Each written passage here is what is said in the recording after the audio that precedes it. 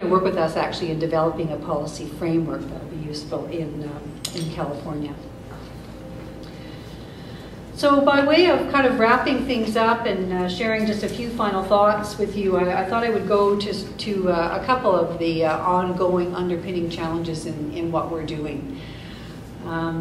It's been a really incredible ride. I can tell you that 18 months ago, I couldn't really have told you what a bug queue was. That's where you put all the things that don't work in your software program into a queue and decide which one should be answered first. I couldn't talk about how to structure an investment. I still kind of can't, but at least I can pretend a little bit. There's a lot of learning as we go into these new areas. Some of the challenges underneath the work itself is really maintaining this balance between the business. You need a business that functions, that does what it says it will do, at the same time as honoring the social mission, as creating ultimately a response that hopefully is able to respond to individual situations, isn't just a cookie box kind of thing. The structure of the organization, we have a corporate structure.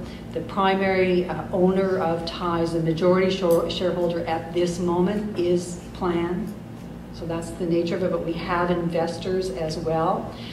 Regardless of that, of who the primary owner is, it is a corporate structure with a mandate to generate revenue.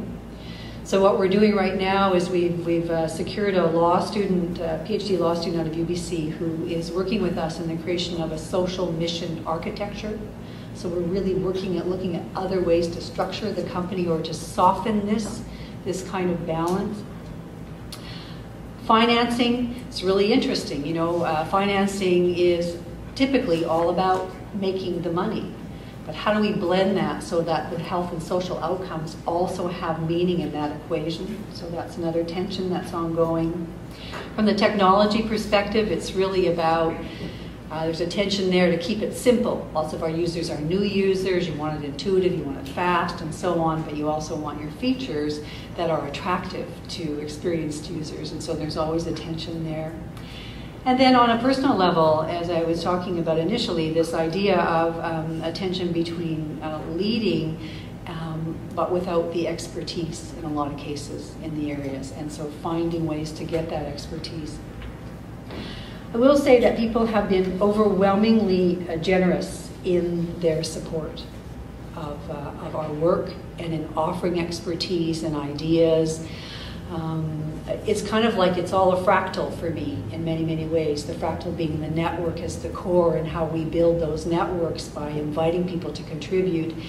The next, and those are based on the idea that the person at the center and their family know best. Then we have the organizations that we work with. We go in with them that they know best in terms of the people that they serve.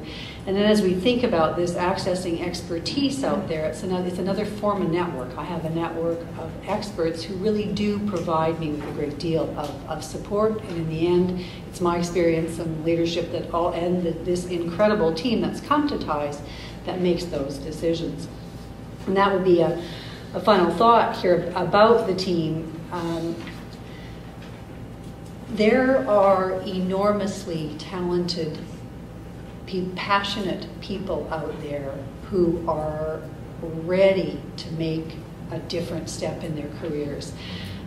If you haven't had a chance, for example, to meet Linda Brown, who's here as just one example of our team. Linda, somebody who comes to us from a business background, a whole range of experience, but comes now with this attracted by business, does not want to, you can correct me if I'm wrong, but does not want to work in a nonprofit setting, wants to be in this realm, but wants to make a difference. Right? And that's our team, is made up of lots of people like that, and it's a pretty exciting place to be. I just had this staff meeting before I left, and we've had a lot of new people hired and so on, and this was the image I used for the team, because I said, my approach to leadership is really going with the flow. I'm not about breaking down walls and so on. It's finding where that it's possible to make change. And sometimes you have to keep your ear to the ground, even figure that out. Like where is the opening? Where can we go ahead here? But for us right now, that it's not about that. It's about keeping safe in this wild and wonderful river that's got rapids in it. Luckily, in this picture, everybody's got their safety helmets on, and so it's not about doing it, without thinking about it. But it's a different kind of set of challenges and energy that goes with that. And so that's really my final, my final thought for you today is about going for it. It is about being bold as you look to your futures and your work.